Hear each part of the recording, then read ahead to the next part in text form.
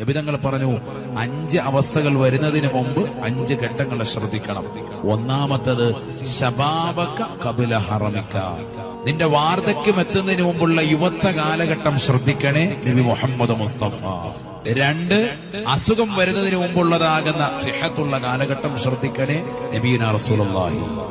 3, വഗിനാക ഖബല ഫഖരിക, ദാരിദ്ര്യം എത്തിപ്പെടുന്നതിന് മുമ്പ് നിന്റെ സമ്പത്തിന്റെ ഘടനയെ നീ ശ്രദ്ധിക്കണേ എന്ന് നബിയുനാ റസൂലുള്ളാഹി.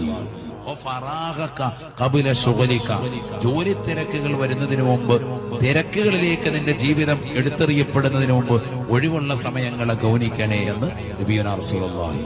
5 കാര്യങ്ങളാണ് നബി തങ്ങൾ പറഞ്ഞത്. 5-മത്തത് വഹയാതക ഖബല മൗതിക,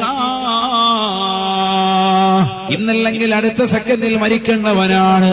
ആ ഒരു മരണം നമ്മളിലേക്ക് വരുന്നതിന് മുമ്പ് നിന്റെ ജീവിത കാലഘട്ടത്തെ ദീനിനു വേണ്ടി മാറ്റി എഴുതണേ എന്നും നബിയുനാ റസൂലുള്ളാഹി.